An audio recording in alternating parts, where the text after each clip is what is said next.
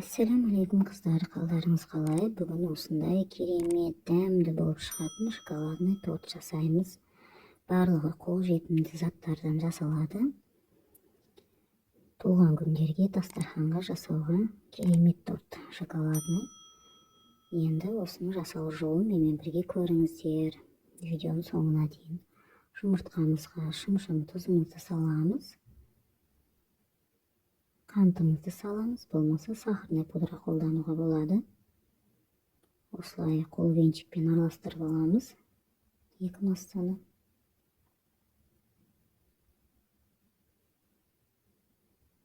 Сұйық майымызды құямыз. Араластырамыз. Және де сүтті құйып араластырамыз. Енді електен өткізілген ұнымызды салып, какао разрыхителімізді салып, електен өткіземіз.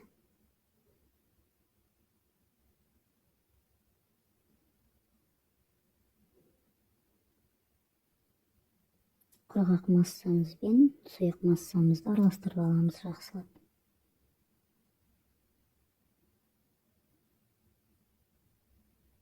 Екі массаны араластырып аламыз бірінші.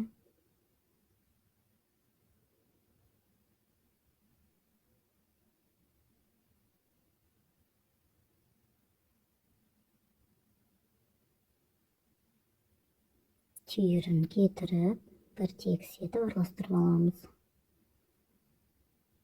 Міне дайын. Енді 9% уксусымызға содамызды осылай салып, оны сұйық массамызға құямыз. Дайын болған массамызға құямыз. Жақсылап араластырып аламыз. Міне блинчик сияқты сұйық болады.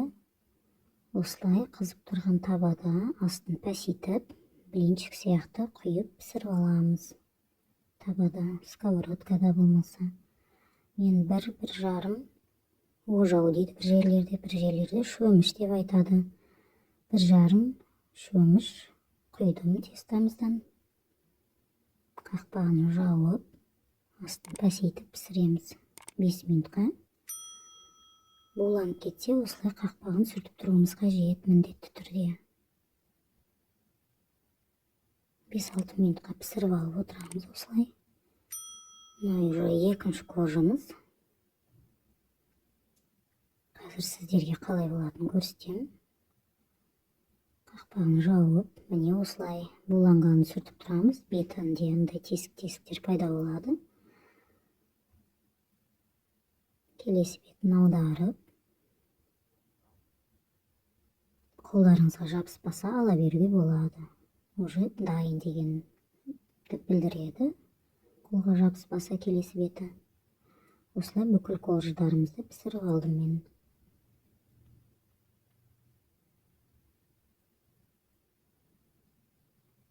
Міне менде 7 қорж шықты, біреуін бетін әрлеуге алып қоямын. Керемет болып шықты. Қорждарымыз жұмсақ болып. Енді кремімізді дайындаймыз. Ең алдымен шоколадымызды микроволновкада 5 минут сайын араластырып, ертіп аламыз.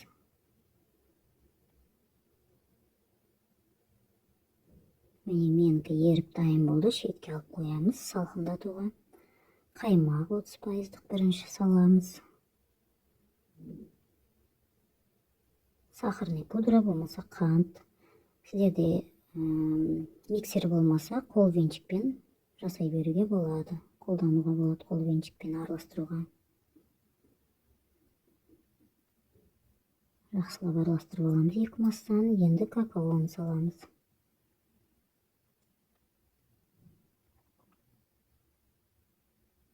Какаомызды жақсылап араластырып аламыз.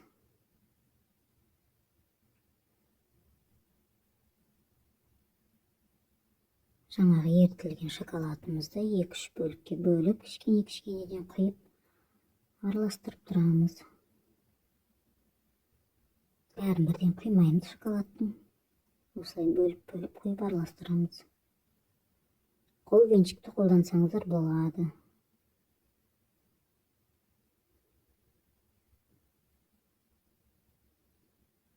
миксердің қажеті жоқ. Міне креміміз де дайын болып қалды. Шоколадный креміміз керемет.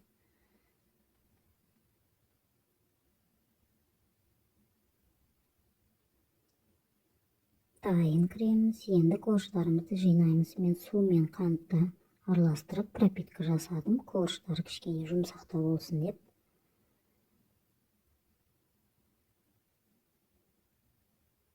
Кремімізді жағамыз.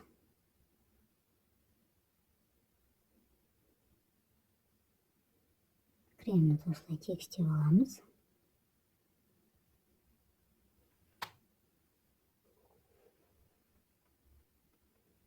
Корждың теріс бетін салған дұрыс, өйткені пропитка жақсы сіңеді теріс бетіне. Корж, пропитка, крем, осылай бүкіл тортымызды, корждарымызды жинап аламыз.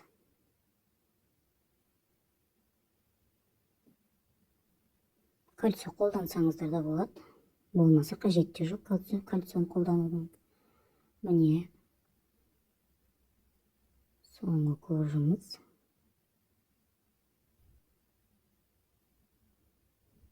Пропитка. Крем.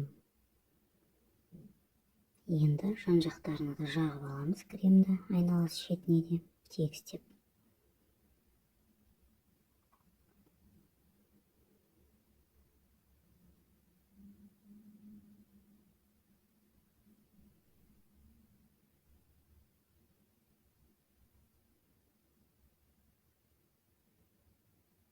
Енді жаңағы шетке алып қойған бір коржымызды осылай майдалап аламыз. Блендер болса блендермен, болмаса қолмен майдалап алуға болады. Осылай тортымыздың сыртын әрлеп, әдемілеп корждарды сеуіп шығамыз, майдалаған корждарымызды. Шет-шетіне жағып аламыз майдалаған корждарымызды. Тегіс етіп, міне тортымыз дайын, шоколадный тортымыз керемет болып шықты.